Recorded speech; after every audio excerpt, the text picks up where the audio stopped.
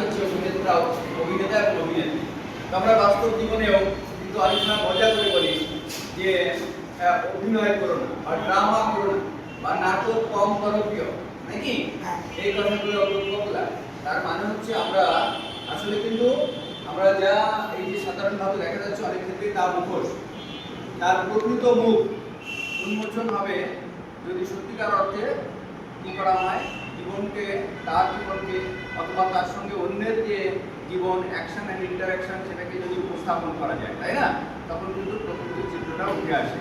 তো আমরা এই নাটকের মধ্য দিয়ে একজন খারাপ মানুষের চরিত্র একজন ভিলেনের মধ্য দিয়ে দেখি, একজন ভালো মানুষের চরিত্র আমরা একজন হিরো বা হিরোইনের মধ্য দিয়ে দেখি, একজন ভালো বিবেকবান মানুষের চরিত্র আমি একজন দার্শনিক। তাহলে আসলে এই যে সাধারণভাবে আমাদের এই যে সমাজ সংসার চলছে, এখানে অনেক ক্ষেত্রে আমরা কিন্তু বুঝতে পারি না যে what are the facts, what are the realities, বাস্তবতা কি, এই জিনিসটা কি করা হয় সরাসরি উপস্থাপন করে দেওয়া হয়। এই জন্যই আমার ভালো লেগেছে এই কথাটি, এই নাট্য সংস্থার যে মুখোশের মধ্যে মুখ, তার মানে আমরা মুখোশের অন্তরালে আছি কিন্তু এই জগৎ সংসারে সঠিকভাবে সুন্দরভাবে এই জীবন পরিচালনা করার জন্য এবং একটি আমার মনে হয় খুব ভালো। আর স্লোগানের দুটি অংশ আছে, একটি মুখোশের মধ্যে মুখ, আর একটি হচ্ছে আজকের অনুরোধের লক্ষ্য।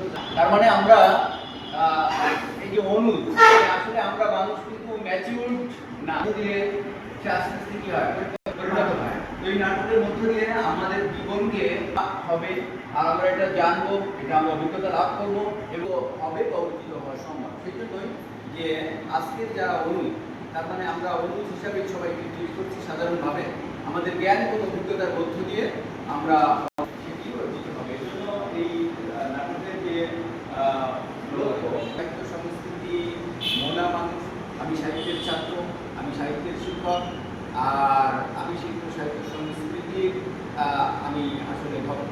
আমার একটি নিজস্ব কাব্য পরিষদ আছে বা সাহিত্য পরিষদ আছে, সেটির নাম স্পৃহা সাহিত্য পরিষদ। আর বাস্তবিকতা আমি সবারই জানা, এই মুহূর্তে আমি বাঁকুড়া সরকারি মহিলা কলেজের প্রিন্সিপাল হিসাবে আছি।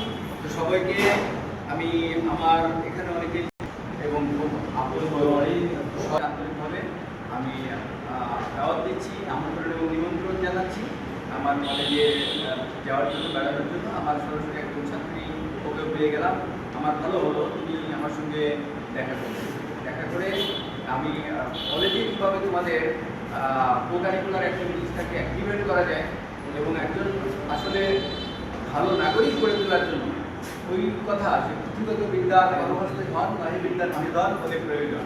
তার মানে